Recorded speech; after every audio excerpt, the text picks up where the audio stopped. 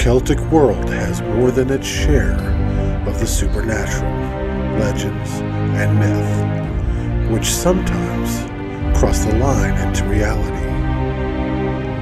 I tell those tales here on Dark Celtic History. The Faeries of the Cornish tin mines, or the TommyKnockers. The tin mines of Cornwall have an ancient history that extends back to the mists of time. Cornish trade links with the Phoenicians and Carthaginians, which predate the arrival of the Romans in Britain, all of which is documented by Greek historians. Around 2500 BC, trade started growing in tin and copper, with these foreign traders exchanging bronze tools and gold ornaments for the minerals. Now, fairy faith and folklore has enjoyed a central role in the foundation and development of Celtic culture, and Celtic Cornwall has many myths and legends involving fairies, which include a particularly Cornish Faerie of the tin mines. These strange subterranean residents of Cornish mines are known by various names, but one of the most common being TommyKnockers. Over the centuries, the legends surrounding these creatures became embedded in the folklore and fairy faith of the Celtic miners to a remarkable degree. Now, these folkloric traditions then followed the Cornish immigrants as they fanned out, working mines all around the world. Now, strange knockings were sometimes heard on mineshaft walls. Nobody appeared after the unearthly rapping, for the invisible knockers were the ghost of long-dead miners.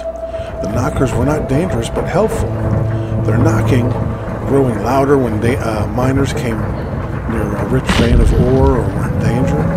Now, they were private creatures who did not appreciate being spied upon. One man who did so, by the name of Barker, managed to learn the fairy language sufficiently to hear them express their annoyance of his presence, and then their plan to leave their fairy tools on his knee. Hence the Cornish proverb, "Stiff as a Barker's knee." In my sources, a pattern emerges of the knocker as a mostly benevolent being, but prone to a short fuse, attributed to all fairies really, when vexed by humans. Now, sometimes the TommyKnockers would warn the miners of an impending mine collapse. The notion that knockers acted as protectors of the mines were instrumental to their safety as an integral part of the folklore of the immigrant mining community in California that sprang up around the gold rush, which resulted in a startling legal action connected with a 1956 mine closure. Now, the California County of El Dorado has posted on their webpage a history of the success of Cornish miners in the area of the state and the origin of the term Cousin Jack, and a tribute to the enduring legacy of the fairies of the mines. The Cornish miners' sudden success encouraged mine owners to ask if they knew of anyone back home with mining experience who'd be interested in coming to work in the California mines. And the common answer among the Cornish was, well, my cousin Jack over in Cornwall would come over if you just pay his boat ride. So many Cornish miners made their way to California this way. Now, that it wasn't long before the Americans had taken to calling pretty much all of them Cousin Jacks. The Cornish miners were highly respected and sought after, making them the authority in many Northern California mines.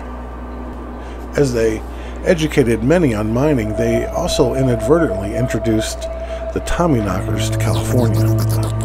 This is part of Cornish legend and lore, which still survives today in our own mining culture and history. Now, to Cousin Jacks, the TommyKnockers were no less important than their own tools of the trade. The Cousin Jacks would refuse to enter any mine until the mining company assured them that TommyKnockers were on duty.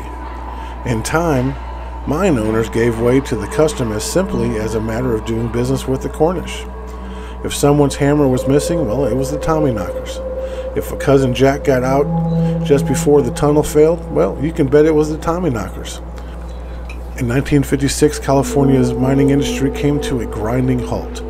Devout believers, mostly Cornish of course, lobbied the general manager of one particular California's largest and oldest mines to release the TommyKnockers from employment in order so they could be transferred to another of the working mines in the area to work on California's mother lode.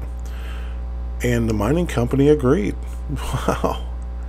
That's pretty, that's some definitely belief in a legend right there.